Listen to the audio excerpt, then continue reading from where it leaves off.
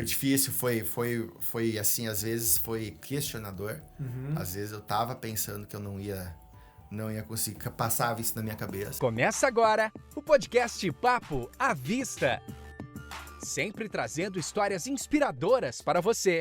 Fala pessoal, Papo à Vista no ar, mais uma vez, mais uma terça-feira, mais um episódio novo para você e uma história de empreendedorismo. Hoje eu tô com um cara muito bacana aqui, que é o Ney Dummel, da Prime Lentes. Obrigado pela presença, cara. Prazer é todo meu. É um negócio diferente, para mim pelo menos, que não entendo muito. Lentes de óculos. Como que surgiu isso? Bom, vamos voltar do começo. Da onde você veio, o que você estudou, como é que você foi virar esse empresário aí? Então, eu vim do Rio Grande do Sul. Bah. Comecei a trabalhar no ramo desde os 12 anos de idade. De que lugar lá do Rio Grande do Sul? Carazinho, Rio Grande do Sul. Carazinho. Comecei na ótica e relojaria Stein, nosso amigo Sérgio Luiz Stein, com 12 anos. E aos 17 anos, tem uma situação que a gente não gosta de falar muito, mas o que me motivou a sair de lá, a vir embora, procurar novos horizontes, eu acho que eu já carregava um pouco isso no sangue também, sangue alemão, mas é a dificuldade de relacionamento com meu pai, né? Então, meu pai, ele era alcoólatra. Então, eu conheci só o meu pai alcoólatra, né, em toda a minha juventude. E aos 17 anos, eu, de repente, falei, cara, não é o meu lugar, sabe? Eu não quero ficar convivendo aqui e tal. Então, eu falei, não, deixa eu procurar o meu canto. Você acha que essa dificuldade, ela é o maior combustível para mudança, para saída da zona de conforto, para buscar algo diferente?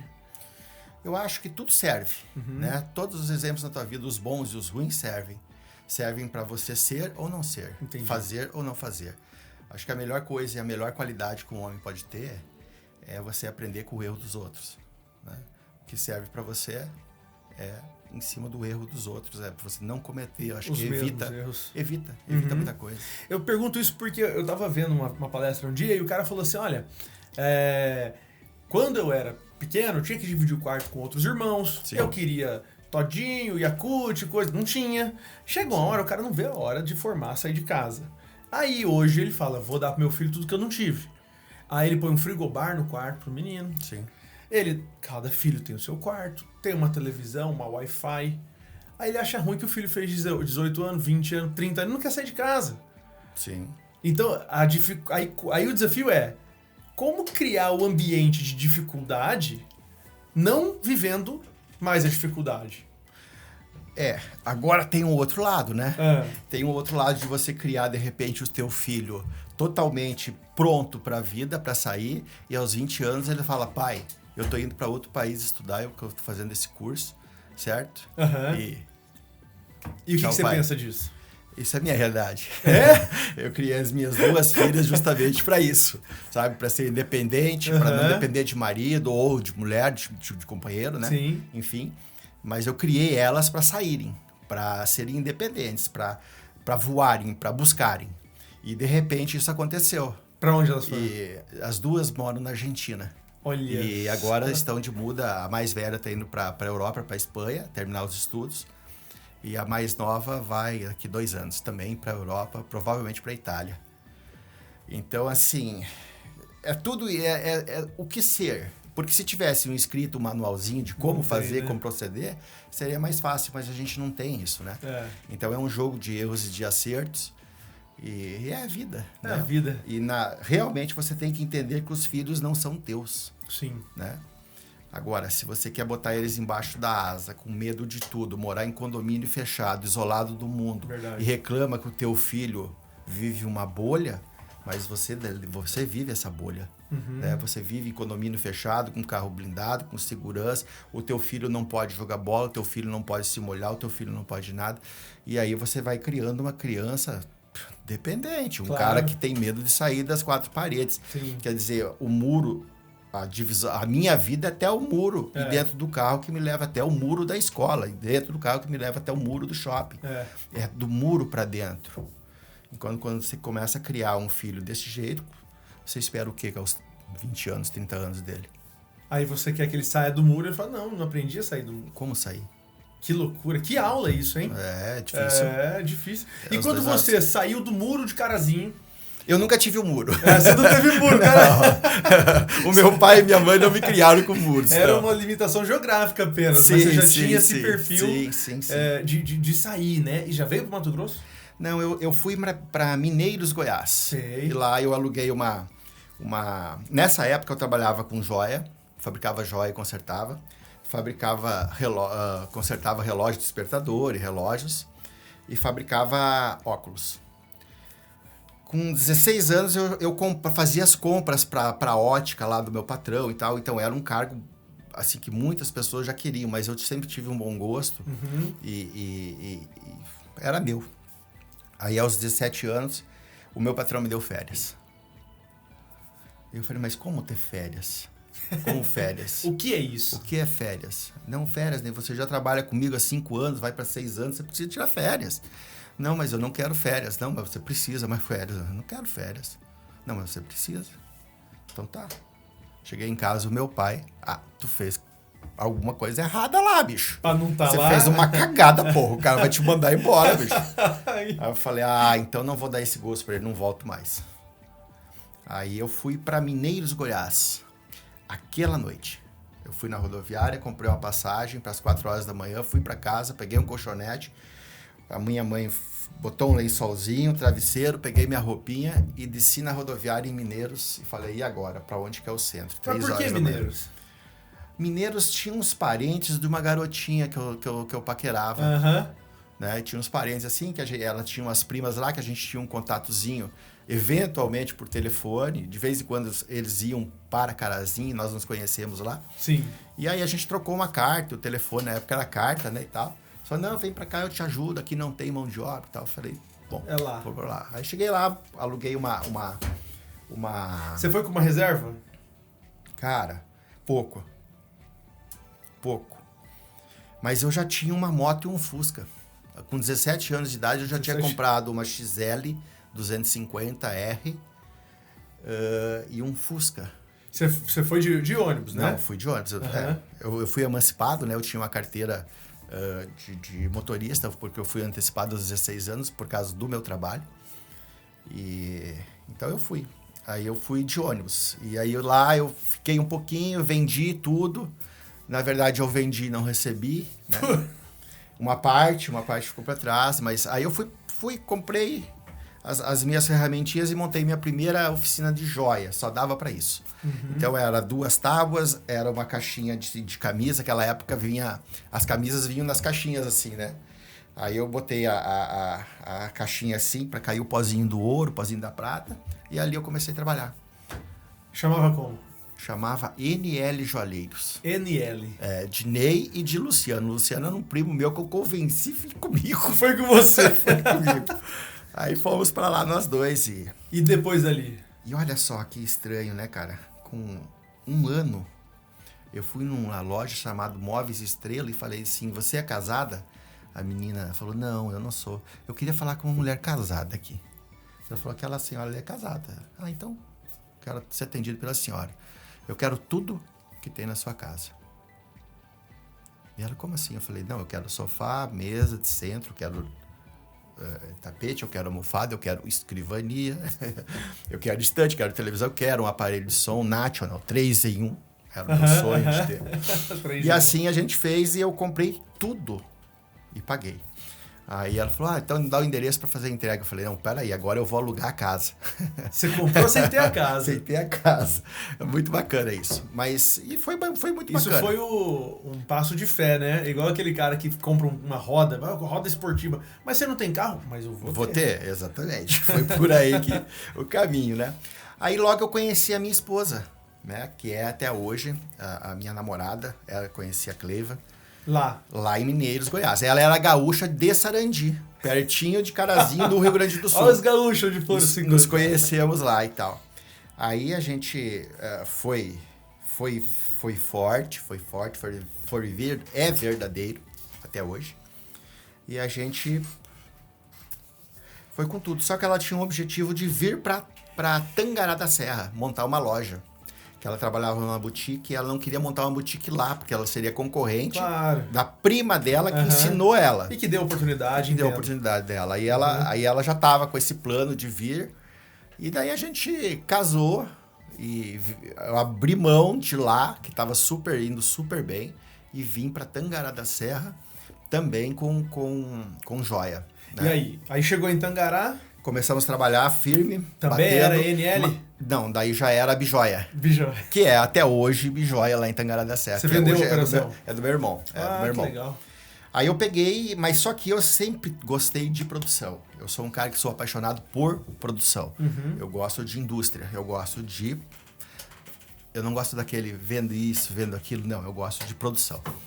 Aí eu tive um sonho, aí eu comecei a trabalhar em Tangará, mas eu comecei a guardar dinheiro, montei uma fábrica de joia em Cuiabá.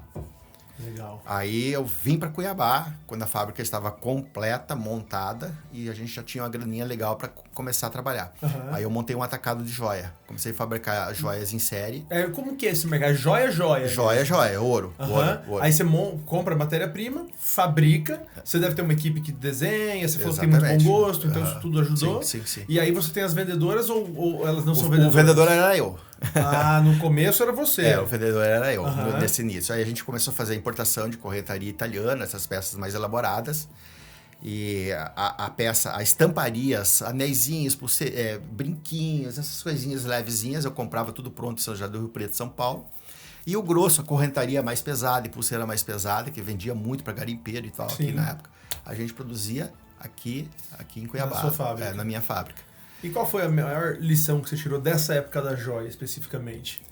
Cara, a joia é uma coisa... o ouro, ele te ilude, né?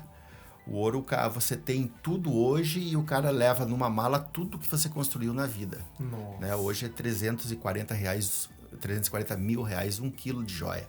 Que isso? Eu andava... Cada vendedor... No final da minha empresa, cada vendedor tinha na faixa de 16 quilos de joia. Eu tinha 6 vendedores no país. Então, você imagina cada vendedor teu com 16 quilos de ouro fugindo da polícia, né? Infelizmente. Sim. Porque cobiça. Sim. Tá? Fugindo do ladrão. Foge das duas Então, pontas. tinha o dono de joalheria que tinha o filho que era drogado. Cara, você não podia atender esse cara. Ou um funcionário que... Esses caras ficavam tudo sabendo, então você vivia fugindo. As minhas filhas não sabiam o que eu fazia, por exemplo. Para não ser avisado também. As minhas filhas, até tem uma história assim, minha filha mais nova falava para a professora que eu era vendedor de caixinha. Caixinha de joia. Olha, eu não sei, meu pai vende umas caixinhas. Ela o que tem dentro? Isso. Então a tua empregada doméstica em casa não sabia o que você fazia. Que loucura. Ninguém sabe. Uma profissão, um ramo, né? Eu conheço pessoas que foram roubadas e vão tempo para se reerguer, cara. Exatamente. Então aí foi embora e a empresa de joia bombando, vendendo super bem, trabalhando super bacana.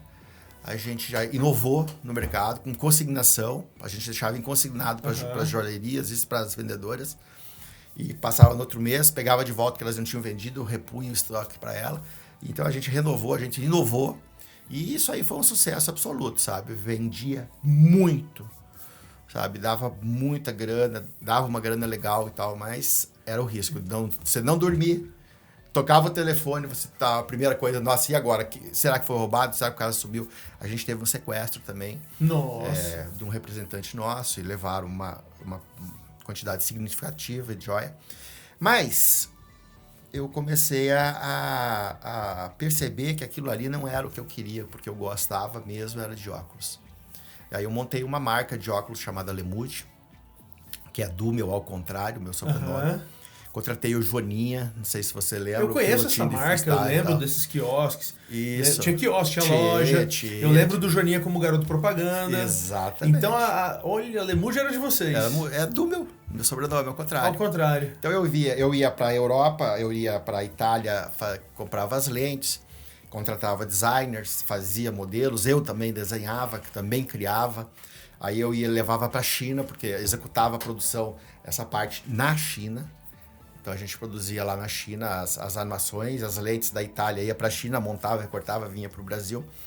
Mas faltava algo ainda aí, né?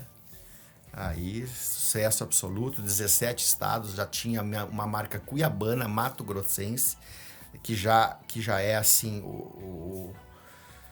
a gente já não é bem visto no mundo industrial de algo produzido em Cuiabá. Sei. Né? Não tem o status, né? Você olha e fala assim, não, essa joia é italiana. Sim. Né? Esse uísque é escocês. Ninguém fala esse óculos é cuiabano. Você tem um exame para fazer muito importante para você. Aí o cara do laboratório fala assim, cara, eu posso fazer o teu exame aqui em Cuiabá, do laboratório aqui, ou eu posso mandar esse exame para São Paulo, Rio de Janeiro, para ser executado lá. É um pouco mais caro. O que você pensa? Na hora. E ainda mais se for importante, a ponto disso valer, sei lá, a sua vida, um diagnóstico. Você fala assim, não, nessa hora eu não quero economizar, não. Exatamente. Então, esses tabus todos a gente tem que ser quebrados. Então, só pra gente fechar esse primeiro bloco, e aí fazer a virada de chave pra Prime Lens. Depois da Lemude já vem a Prime Lens? Junto com a Lemude veio a Prime Lens. Então, depois do intervalo, a gente começa essa história da Prime Lens. Você está ouvindo Papo à Vista. Apresentação, Jules Inácio. Estamos de volta com o Papo à Vista e o recado para você, empresário, que quer oferecer um benefício para os seus funcionários. O crédito consignado para empresas privadas da Rentalize. Funcionário seu não trabalha bem, não produz o suficiente porque está pensando em dívida? Ofereça esse benefício, financiamento, empréstimo, o que ele precisar para resolver a vida dele e trabalhar em paz, produzir cada vez mais. E o melhor, descontado no salário, desconto em folha, sem burocracia, rapidinho está resolvido. Entre em contato conosco e saiba como a gente pode ajudar a sua empresa. Ney, estamos na Lemude. 17 estados? 17 estados. 17 estados, loja pra caramba, bombando. Joaninha com aquela projeção nacional virando pirueta e tudo. Sim. Tá. Aí você falou, não, mas e a lente? Faltava. Como é que você descobre o que falta? Você acorda e fala, tá alguma coisa faltando? Então, eu sou um cara que não tenho formação em terceiro grau, né? Completa. E eu acho que é intuição, sabe? Você olhar assim no mercado e falar, cara, isso tem que dar certo. E aí eu tava numa feira de óculos na Itália, né? Em Milão, inclusive, agora em fevereiro a gente tá indo de novo. Todos os anos a gente vai, né? No passado que não teve. E eu descobri uma tecnologia lá em Milão das lentes freeforms, né?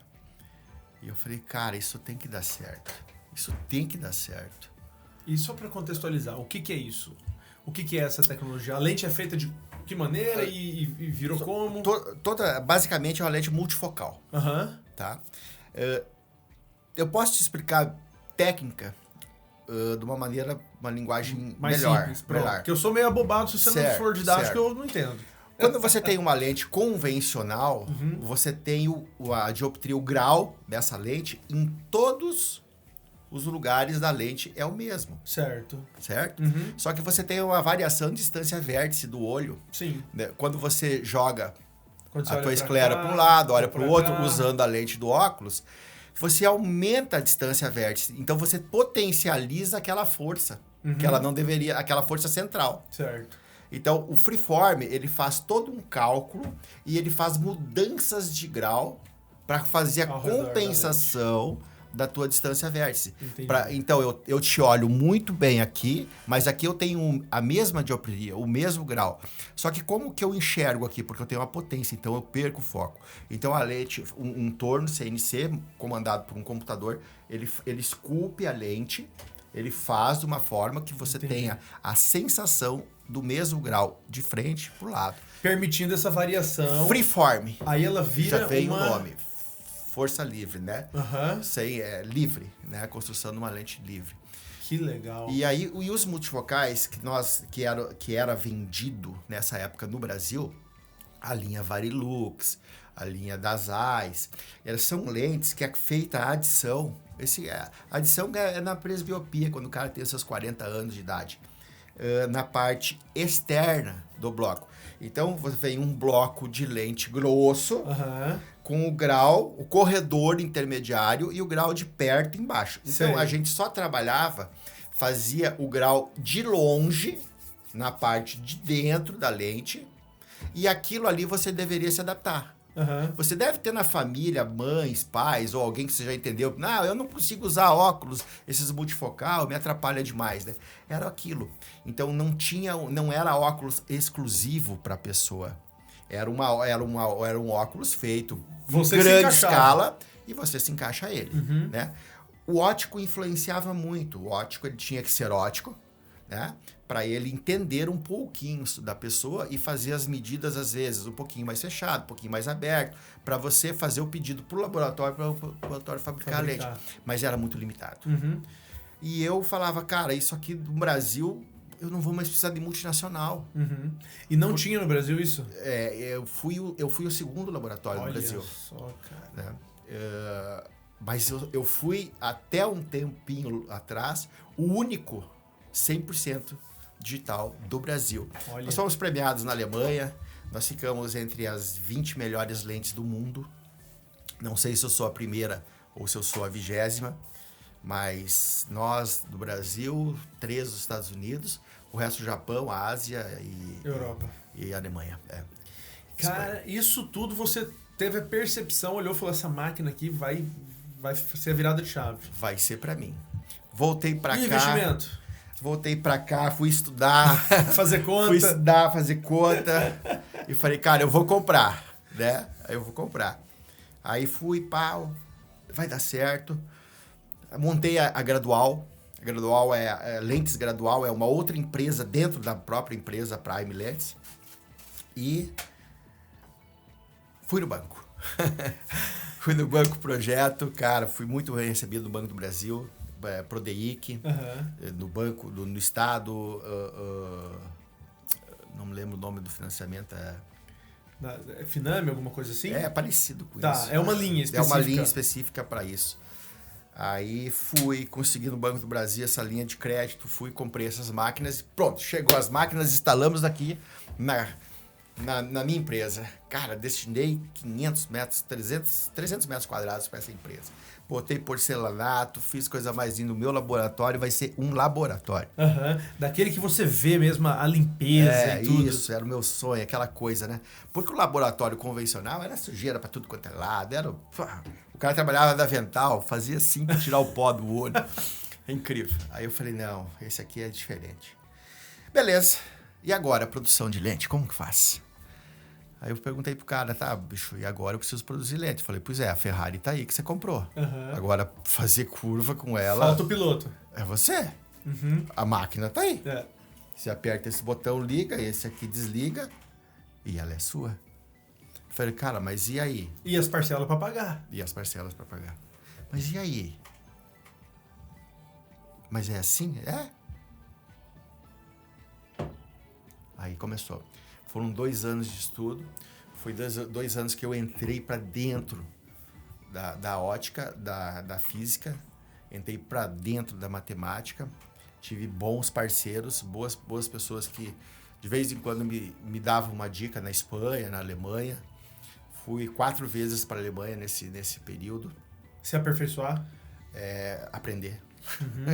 Aprender. Não é nem aperfeiçoar, né? Não, porque aperfeiçoar presume que você já sabe. É aprender. É aprender mesmo.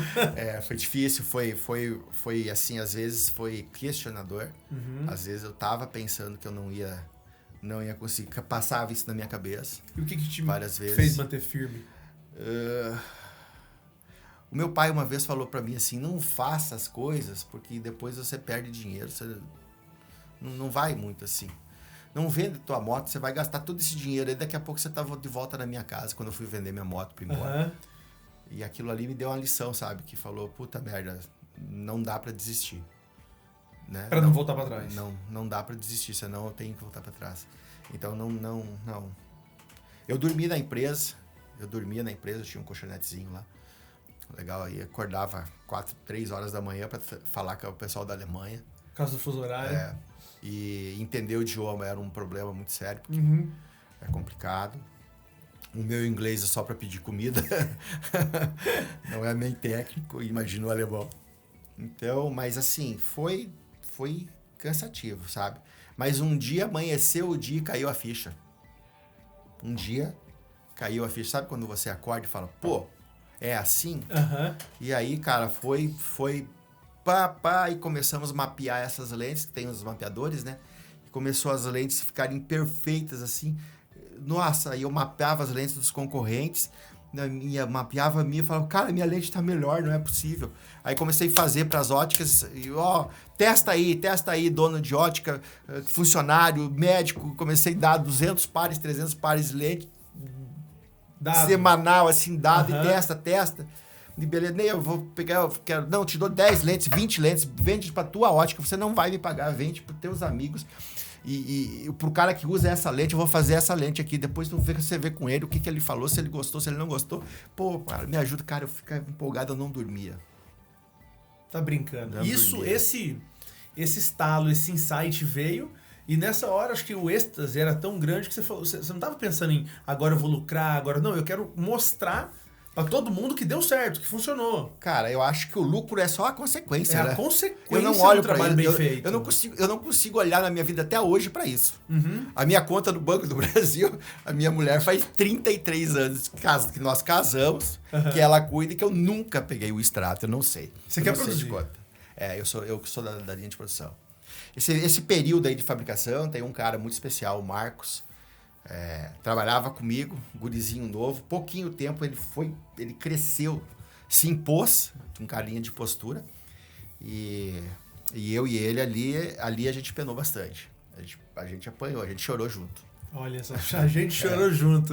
Esse é o... Mas foi legal, foi bacana, assim. E aí você começou a vender pra cá apenas ou pro estado inteiro? Mato Grosso. Então, como eu tinha Alemude, né? E Rondônia, Mato Grosso do Sul, Goiás, Manaus, Belém, Fortaleza, tinha muitos clientes e muitos amigos. Né? A gente construiu uma amizade muito grande nesse ramo de ótica. E é um ramo pequeno, embora seja grande, mas é pequeno. Sim. E aí a gente foi, cara, me ajuda, eu tô te mandando umas lentes aí, vende o meu produto, eu vou te dar, eu tô te dando. Mas eu não posso fazer pesquisa dentro da minha ótica, né? Com o olho do meu paciente, lógico, né? E tal. E eu nas minhas palestras sempre falei, não brinca, né? Com a visão, né? Porque 90%, 95% de tudo que você ele veio através da visão, né? Você aprendeu a ler, você buscou conhecimento da visão. Verdade. A visão, observação do ambiente como um todo, né? Todo, a escolha da namorada. Verdade. O que mais te atrai nela é a boca, o nariz. Ou como dizem, né? Amor à primeira... Vista. Se o cara não tem as vistas...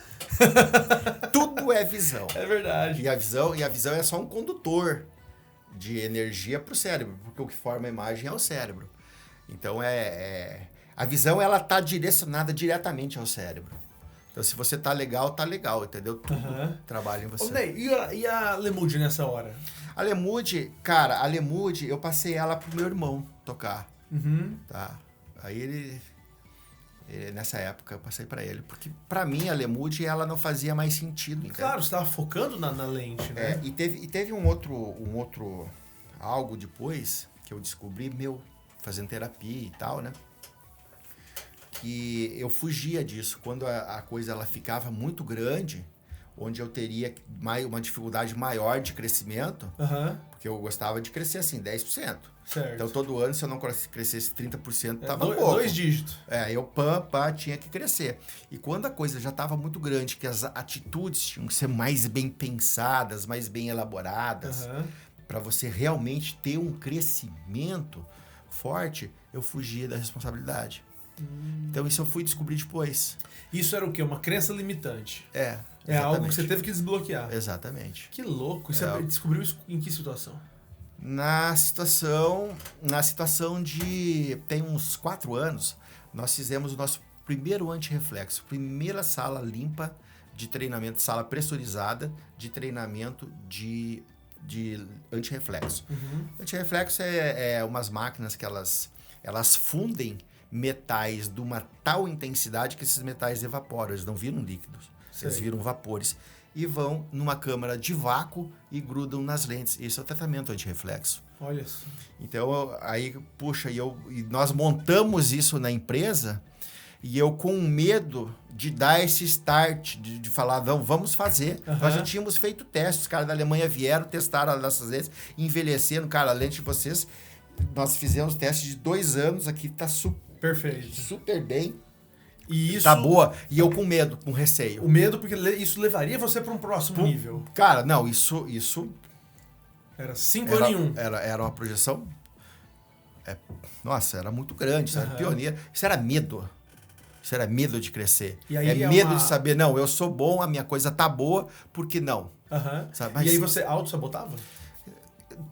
a gente sempre se auto-sabota. Muito mais do que não. Você acredita? Então eu ficava receoso, puxava o freio de mão. Cara, não, vamos pegar... Não, mas isso aqui, e essa situação, Cara, essa situação é menos de 1%. Não pesa. Então foi a hora que eu falei, não, eu preciso de ajuda. Eu preciso de ajuda para mim começar a entender e não ter isso. Como aí um empreendedor acostumado a fazer empresa, sucesso, crescer no mercado, sair do sul, uma mão na frente e outra atrás, bem dizer, porque vendeu, mas não recebeu.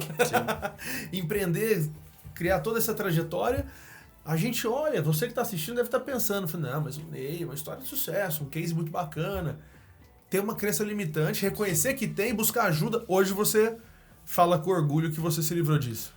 Eu tô no processo, né? No processo. Isso, a gente, na verdade, o que você se construiu, né? Que você edificou ali, que virou rocha. Não acaba de uma vez. Não é dinamitando assim, não é um dinamite, bam, agora eu sou outro. Não é assim. Entendi. Esse é o maior desafio que você tem enfrentado hoje em dia? Digamos assim, não é nem mais um desafio, sabe? Mas é só uma elevação de pensamento. Hoje você precisa, quando você começa a pensar que você está agindo dessa maneira, que você está se auto-sabotando, você desvirtua, você sai desse pensamento, busca uma nova linha, faz... Eu rezo bastante, sou católico, não sou tão praticante, mas eu tenho uma fé muito grande dentro. E eu busco essa fé. Cada um busca a sua, né? Suas forças onde elas estão aí. Eu ia entrar justamente nessa parte mais pessoal, mas eu vou deixar para o próximo bloco. Pode ser? Opa, com certeza. A gente já volta. Você está ouvindo Papo à Vista. Antecipe. Capitalize. Rentalize. Estamos de volta para o terceiro e último bloco, contando aqui a história do Ney Dumel, da Prime Lentes. E eu queria convidar você a compartilhar esse conteúdo com aquele amigo empreendedor que precisa, que gostaria de ouvir uma história dessa e se inspirar cada vez mais. Não esqueça também de se inscrever no nosso canal, deixar o seu like, toda aquela coisa que você já sabe que dá uma força enorme para esse conteúdo chegar para mais e mais gente. Ney, a gente começou a entrar na questão pessoal e eu gosto muito de frisar sobre isso, porque quem está nos assistindo, ele não necessariamente vai montar uma fábrica de lente. Sim. Mas ele vai olhar no seu comportamento características de resiliência, de automotivação, de melhoria contínua, né, de evolução. Vai olhar e falar, cara, algumas dessas características eu vou modelar no meu comportamento e vou ter resultados parecidos com o que ele teve em outro segmento. Sim. Só que em outro segmento. Então eu gosto de falar sobre essa questão pessoal.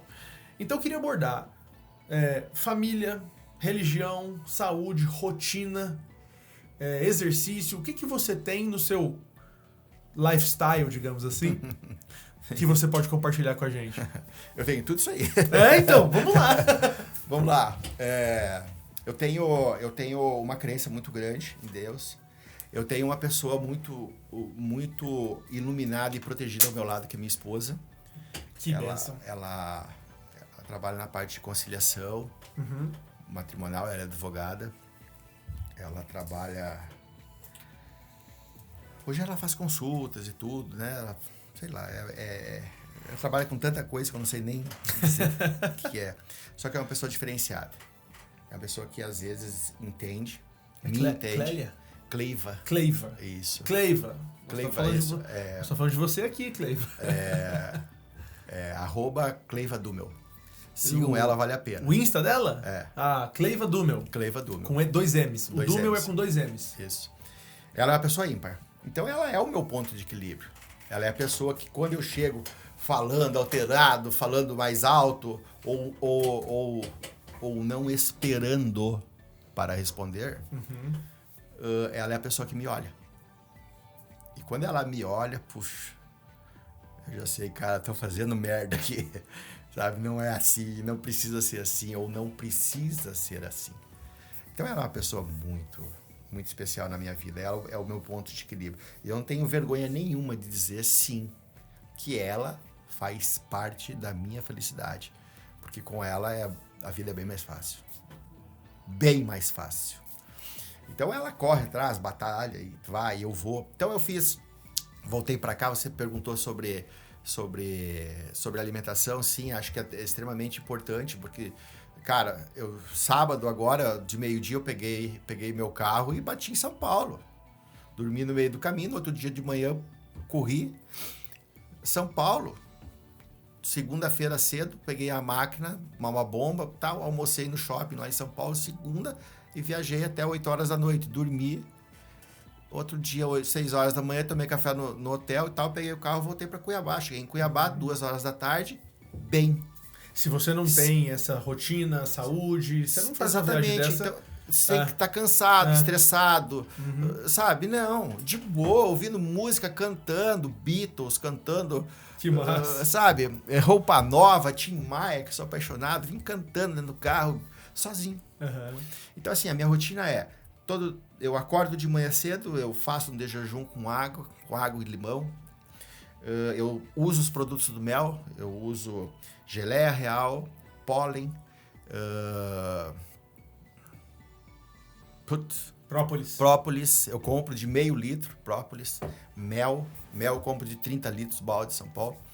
Então, uso isso. Todos os dias eu como 3, 4 ovos, né? Eu misturo com maca peruana, eu misturo com gengibre, eu misturo pouquíssimo sal, ovo, eu faço pão de queijo de ovo, sem usar farinha. Eu não uso farinha de trigo na minha casa há muitos anos. Proteína de soja. Faço academia para minha idade, 53 anos. Só a manutenção, claro. Não sou muito de querer ficar vai fazer loucura e tal, exatamente. Faz exercício, não faz loucura. Exatamente. Então, assim, tudo isso faz parte do equilíbrio, tá? Porque se você entorta final de semana, enche de carne gorda, costela e tal, picanha, né? E picanha, assim, aquela gordurinha não é picanha. Não. Né? Mas aquilo tem que ser pouco. Sim, né? sim. Como você vai estar no outro dia, na segunda-feira? Sabe? Você vai estar realmente disposto, você vai conseguir pensar na segunda-feira. E você vai se entregar ao seu negócio como você deveria, sendo que você está preocupado em sobreviver. Exato. E relacionamento. Rastejar. E relacionamento. Você fala com fornecedores, clientes e tudo? Tudo. Funcionários? Tudo. Tudo faz parte. Verdade. Do jeito que você trata um fornecedor, é o jeito que você deve tratar o teu funcionário. É o jeito que você trata as pessoas do teu redor. Você vai estar bem. Então, a alimentação ela é fundamental. Não vai estar bem nem consigo mesmo? Não consegue. Você está desequilibrado. Verdade. Você está desequilibrado. Então, assim, a alimentação é fundamental. Uma rotina de academia, de esporte é fundamental. Hoje eu acordei 5 horas da manhã, fiz 45 minutos de esteira, caminhada, depois fiz perna. Hoje só fiz perna. Olha. E tal.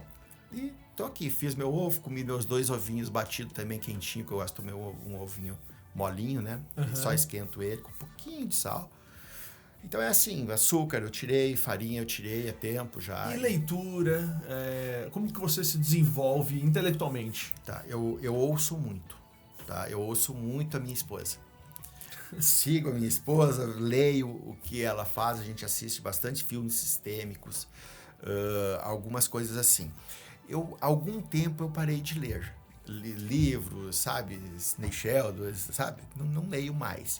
Eu gosto muito de poesia, eu gosto muito de ler trechos da Bíblia, eu gosto de ler sobre óculos, sobre lente. Uma coisa mais técnica aí também. Sobre lente e tal. Então, assim, hoje eu tenho 2 especializações em visão subnormal. Eu consigo atender muito bem aqueles clientes que têm dificuldade com a visão e eu consigo passar para os meus clientes também a necessidade de prevenção. Porque você não vai ao sol sem um protetor solar, mas os teus olhos vão, né? Então, assim, hoje... E as telas também, né? As telas são inimigas número 1, né?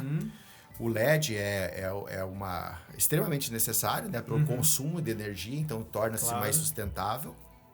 E sustentabilidade é uma coisa que que eu tenho na minha empresa, eu importei todos os filtros da Alemanha.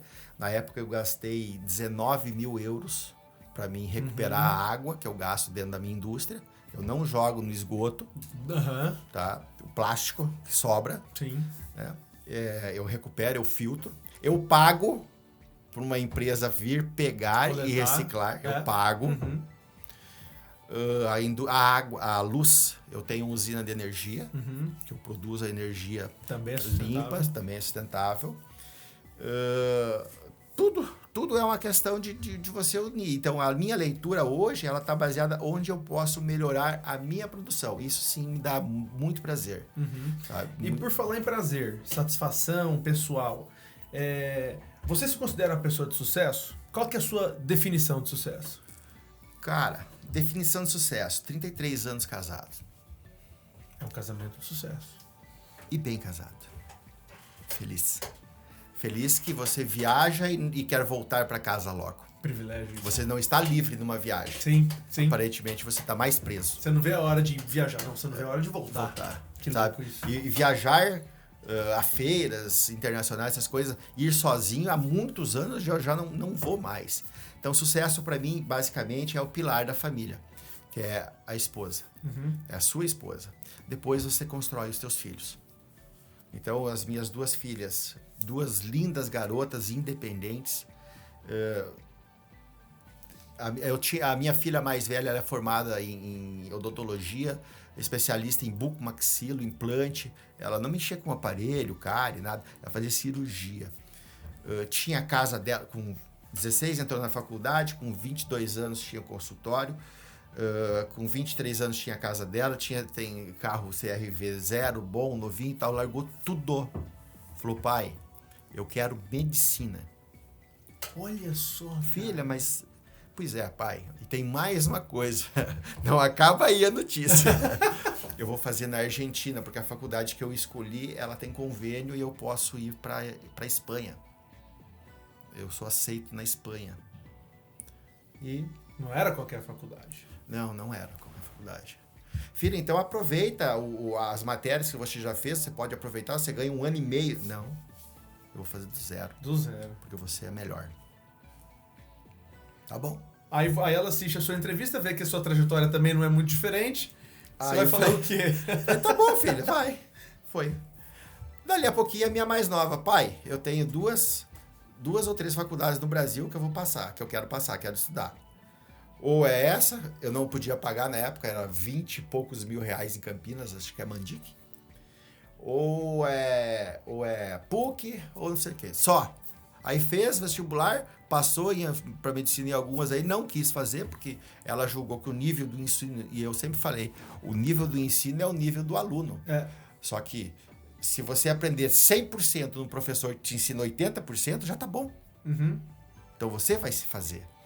Não quis. Aí foi nessa mesma faculdade, lá na Argentina, que todos os professores deles são doutores e pós-doutores. Então é uma faculdade que exige muito tal, e elas estão lá focadas no trabalho, no estudo.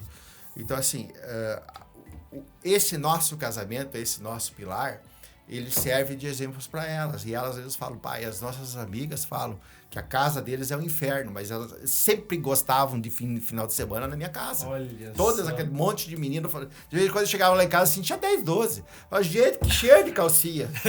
Isso, já ia brincando. Mas por quê? Porque lá era sentia que tinha amor, que tinha respeito dentro daquela família. E tem. E não é hipocrisia de falar isso, sim. Quem me conhece sabe que realmente a minha casa é um sucesso. A minha casa é um sucesso. Que legal. A minha empresa, hoje eu só tenho, tá, exclusivamente a Prime Gradual, né, que eu trabalho exclusivamente com isso. Ela é uma empresa, sim, de sucesso. Tá?